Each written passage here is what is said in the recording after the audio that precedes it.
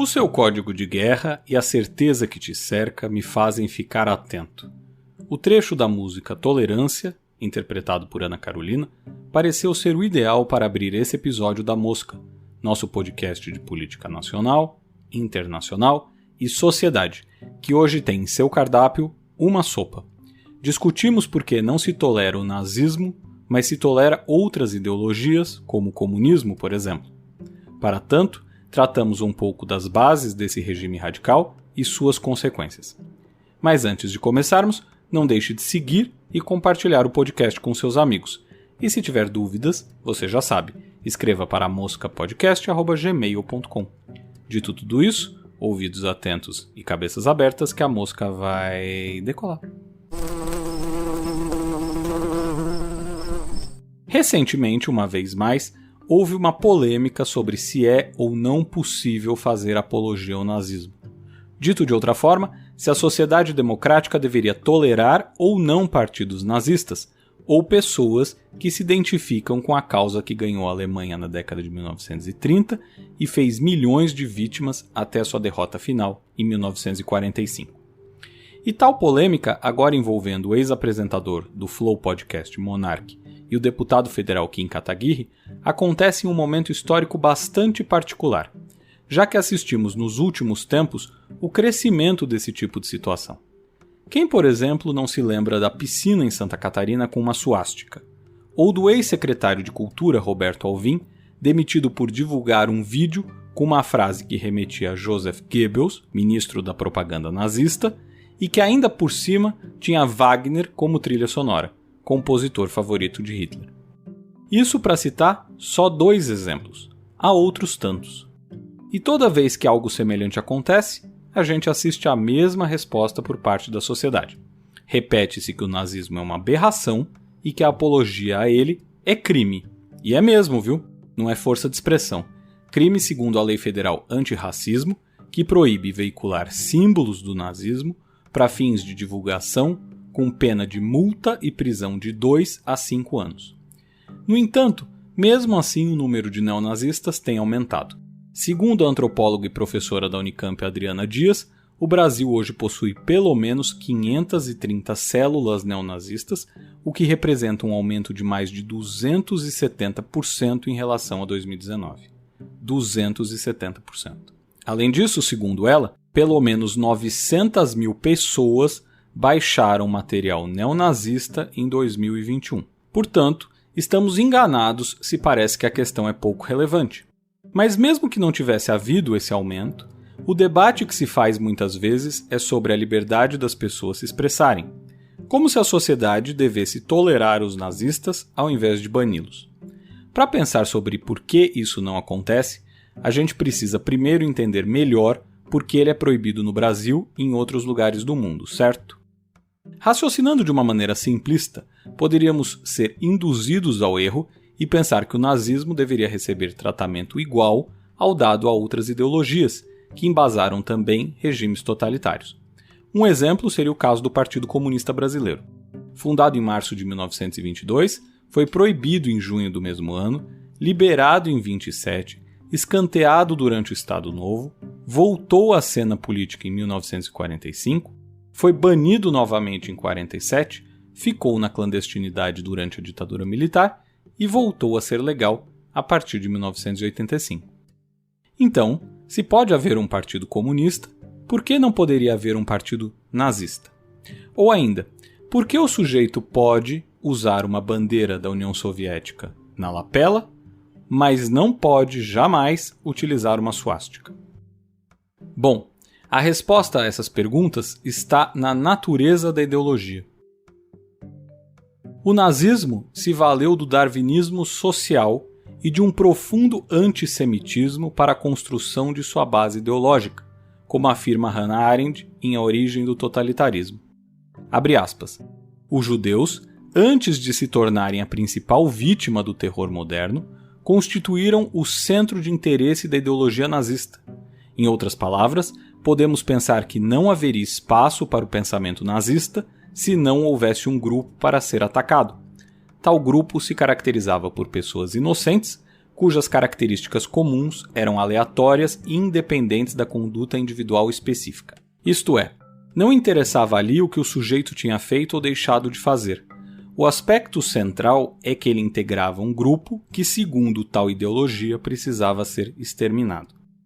Na União Soviética, o terror policial do Estado não visava pessoas por sua característica racial ou étnica. Portanto, mesmo que o regime soviético tenha matado muita gente e matou, a ação do terror policial nesse caso não se deve à ideologia do regime, mas sim à sua manutenção.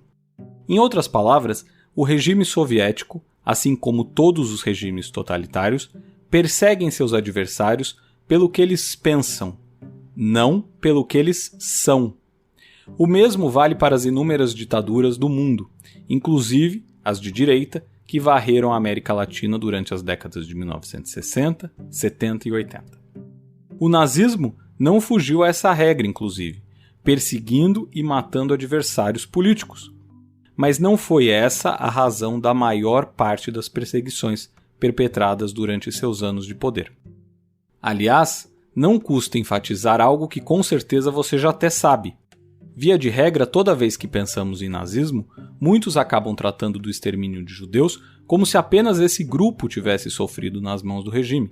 Mas a verdade é que outros grupos também foram perseguidos e assassinados nos campos de extermínio. Tratava-se de uma política estatal que inclusive classificava os prisioneiros segundo a cor do triângulo costurado em seus uniformes. Judeus eram os que vestiam os conhecidos triângulos amarelos, aqueles que a gente vê em filmes e documentários. Enquanto os presos políticos, incluindo os comunistas, usavam um triângulo vermelho. Os criminosos comuns usavam um triângulo verde. Os homossexuais usavam um triângulo rosa, para citar só alguns exemplos. Tais triângulos podem ser vistos nos retratos dos prisioneiros de Auschwitz, sendo que algumas dessas imagens já foram coloridas pelo incrível trabalho da brasileira Marina Amaral. Se você não conhece o trabalho dela, vale procurar. E além dos grupos mencionados, o regime nazista perseguiu e matou eslavos, ciganos, testemunhas de Jeová, pessoas com deficiência, idosos e crianças. Ao todo, segundo algumas estimativas, as mortes ultrapassaram 15 milhões de pessoas, sendo que desse total, 6 milhões eram judeus. Isso sem falar nos maus tratos, nas torturas e nos experimentos científicos feitos nessas populações. Fica claro assim que a perseguição aqui não era pelo pensamento político ou concordância com o nazismo. Dessa maneira, um judeu, por exemplo, que fosse nazista, seria perseguido igualmente, mesmo compactuando com o regime. Evidente que há os que eram próximos a Hitler ou a outros integrantes do partido e que tentaram de alguma forma se beneficiar disso. Mas a regra geral, para o judeu comum, sem conexões, era essa. Se era judeu, deveria ser perseguido. Portanto, se é possível ao Partido Comunista Brasileiro defender o regime democrático, renunciando a qualquer tipo de pretensão ditatorial, como efetivamente faz em seu programa partidário, tendo como norte a ação econômica do socialismo e não a barbárie do regime, não é possível a um partido nazista se afastar das questões raciais, já que elas ocupam, junto com o militarismo, o centro do seu pensamento. O nazismo é, antes de tudo, uma ideologia racista, tanto que sua proibição consta justamente na lei brasileira, que trata do racismo.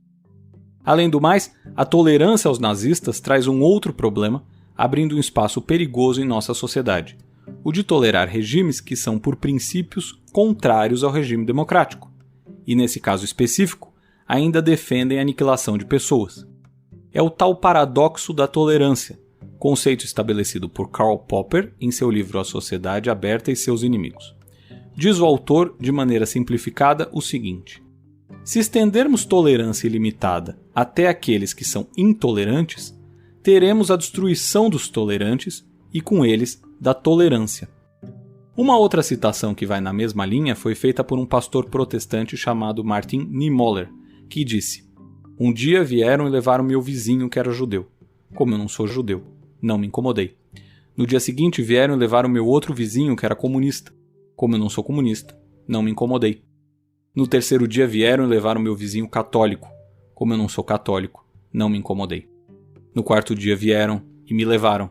Já não restava ninguém para protestar. Assim, por uma questão de defesa da liberdade contra os ataques a grupos ou indivíduos, A sociedade estabeleceu que, em detrimento do direito à liberdade de expressão, deve-se preservar o regime democrático e o direito à vida. Por essa razão é que se proíbe o nazismo e não se tolera nazistas em nossa sociedade. Porque mesmo que pareça que jamais um nazista seria eleito, qual garantia a gente tem de que ele não será? Hitler era um político radical, que parecia jamais ser capaz de chegar ao poder, sobretudo se pensarmos que seu partido teve menos de 3% dos votos no final dos anos 20. Pouco tempo depois, valendo-se de um sistema cambaleante e da ameaça comunista, foi colocado no posto de chanceler, acabando por implodir o regime que o elegera.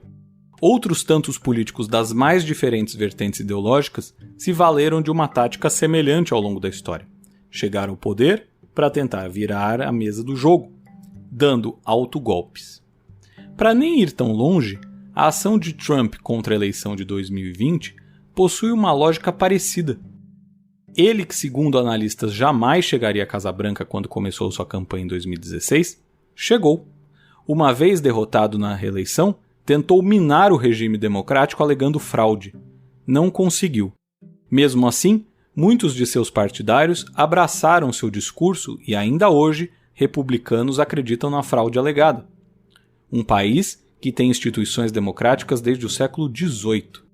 Melhor não deixar nenhuma porta aberta, não é? Por hoje é tudo.